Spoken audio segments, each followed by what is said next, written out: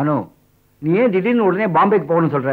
காலையில கேட்டதுக்கு ஒரு வாரம் கழிச்சு தான் பாம்பே போக போறதா சொன்னேன். அப்ப இருந்த நிலைமையில அப்படி சொன்னேங்கிறதுக்காக என் வாழ்க்கை பூரா இங்கே இருக்க முடியுமா? அப்போ உனக்கு இங்க பிடிக்காத ஏதோ ஒண்ணு நடந்திருக்குன்னு நினைக்கிறேன். இதோ பாரு தேவா, உன் இஷ்டத்துக்கு பேசாத. நானும் உன் கூட வருவேன், அவ்வளவுதான். இந்த 2 பேருக்கும் டிக்கெட். கேட்டியாக்கா? என்னாச்சுன்னு தெரியல இவளுக்கு. என் கூட பாம்பேக்கு வரேன்னு சொல்றாக்கா.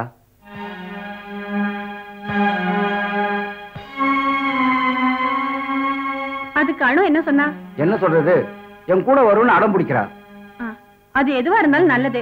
நீ போனா அவங்க தனியா இருக்கணும்ல. இவளுக்கு இங்க என்ன குறைன்னு நீங்க சொல்றீங்க? அதெல்லாம் சொன்னா உனக்கு புரியாது. எல்லாம் எடுத்து வச்சுட்டு போய் படுத்து தூங்குங்க. காலையில எழுந்திருக்கணும்ல.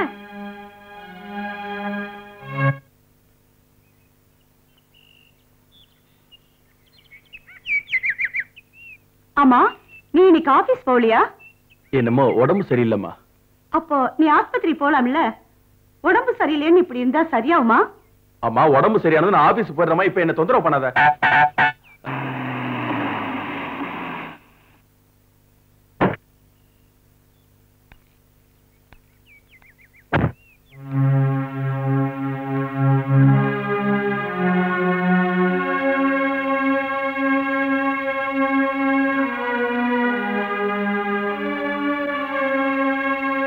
இவனை காணவின்னு பார்க்க வந்து இல்லமா?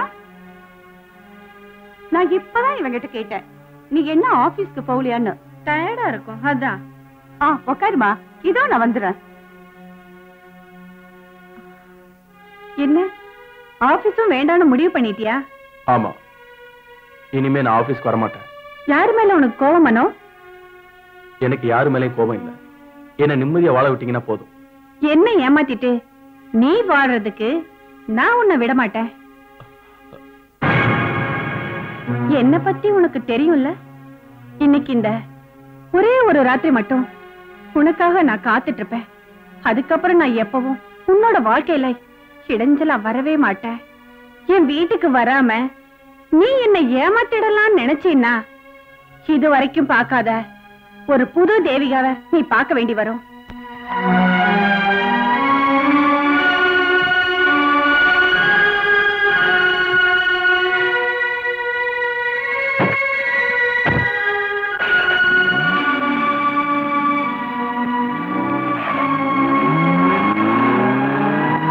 என்ன பண்ணுவேன்?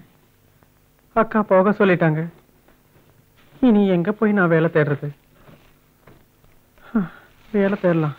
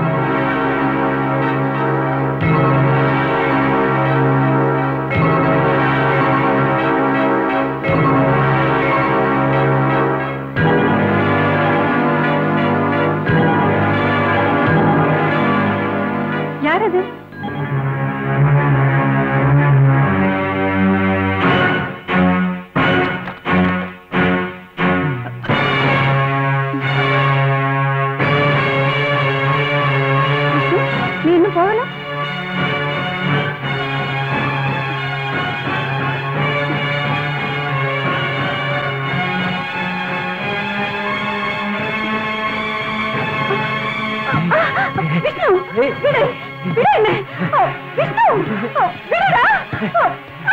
விடு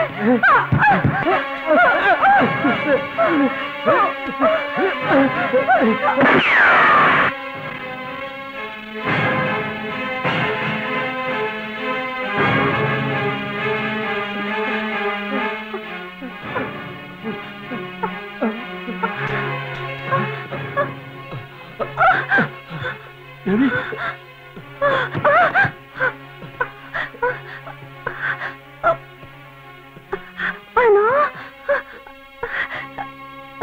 பணம் இல்லாத என் வாழ்க்கை அது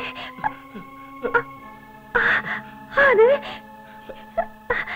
என்னால முடியல மனோ. இனி இனி எப்போ உன்னை தொந்தரவு செய்ய மாட்டேன்.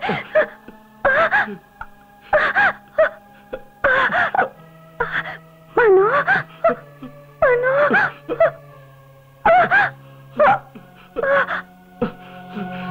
தேவி தேவி